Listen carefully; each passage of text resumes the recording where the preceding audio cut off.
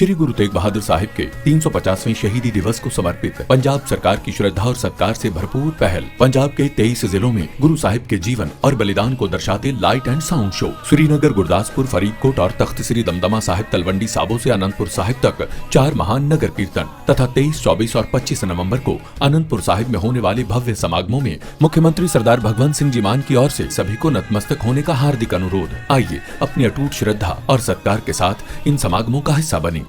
मेरी नजर में आपके जीवन का सबसे, अगर मैं गलत हूं तो आप उसको करेक्ट कीजिएगा, चुनौतीपूर्ण वक्त था जब धनखड़ जी का इस्तीफा हुआ था और उपसभापति के रूप में आपको उस हॉट सीट पर बैठना था। थोड़ा बताइए कि अंदर का पॉलिटिक्स में क्या होता है, आज तक लोग समझ नहीं पाए, हुआ क्या? नहीं, अब आपने देखा, पूरे देश ने देखा कि स्वास्थ्य कारणों से माननीय हमारे तत्कालीन सभापति जी ने अपना पद छोड़ने का फैसला किया।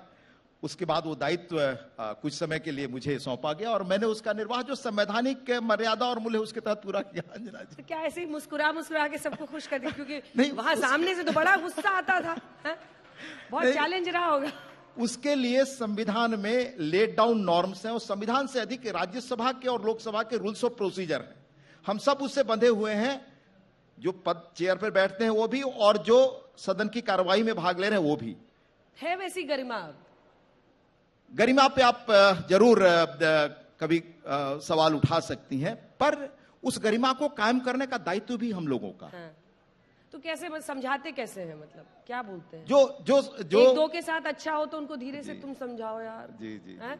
नहीं, जो स्पष्ट जो वैधानिक प्रावधान है, रूल्स ऑफ प्रोसीजर है, वही मैं अब चेयर से बताता हूं कि इस दायरे के अतिरिक्त मैं बाहर नहीं जा सकता और हम सबके लिए कंपल्सन है, आपको भी मानना है, चेयर को भी मानना है।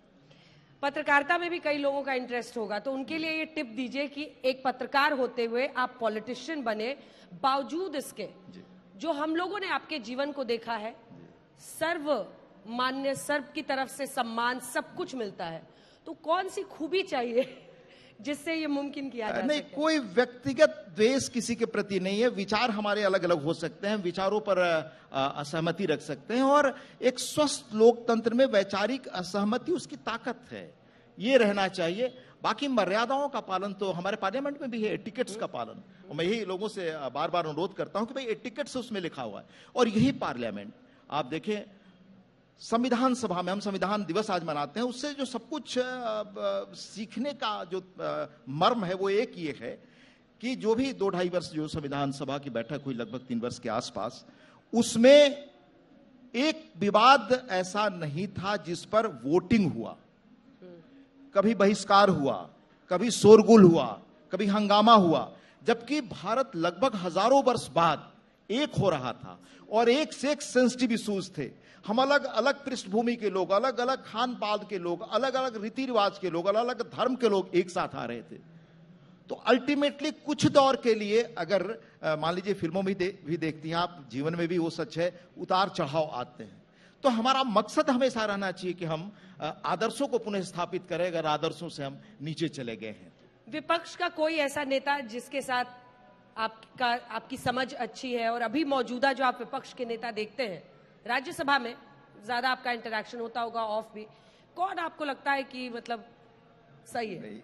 आप ये पूछे, मैंने असमंजस वाला सवाल नहीं, मैं बिल्कुल स्पष्ट करूं, कोई ऐसा नहीं जिससे मेरा कोई निजी विवाद है और मैं बैठता ही हूं। शायद मैं पहला डिप्टी चेयरमैन हूं, जब चेयरमैन अपने चेयर पर होते हैं तो मैं हाउस के अंदर बैठता हूं, इसके पहले कोई हाउस में नहीं बैठता था।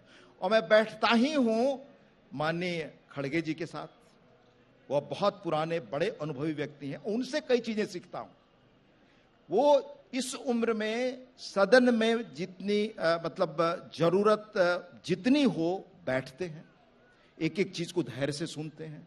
इसके पहले गुलाम नबी जी थे, गुलाम नबी जी मर्यादाओं को कैसे राजनीति में हमने समझा, बिल्कुल पढ़ा तो बहुत था, लेकिन यथार्थ तौर पर वो गुलाम नबी जी के साथ तीखे से तीखे सरकार पर प्रहार करते थे वो, लेकिन वो मर्यादा, वो शब्दों का गरिमा, उसकी वो आचरण, और हमेशा बैठने पर चीजों को सिखाते थे। उनसे भी बहुत कुछ मैंने सीखा। बहुत ऐसे लोग हैं, मैं आपको नाम लूं हर दल में। बेस्ट पार्लियामेंटेरियन किसी को देना हो आपकी नजर में वो कौन है? नहीं, ये द्वंद का सवाल होगा, क्योंकि मेरे लिए सभी इसमें बहुत ही और सत्ता अच्छे पक्ष की तरफ से कोई ऐसा हो जो समझदारी से और सारे लोग मतलब मोस्टली एक चुनना मुश्किल है। हाँ, जैसे मैं शुरू करूं, अरुण जेटली जी थे जब वो थे, बहुत ही समझदार और बहुत अच्छे व्यक्ति।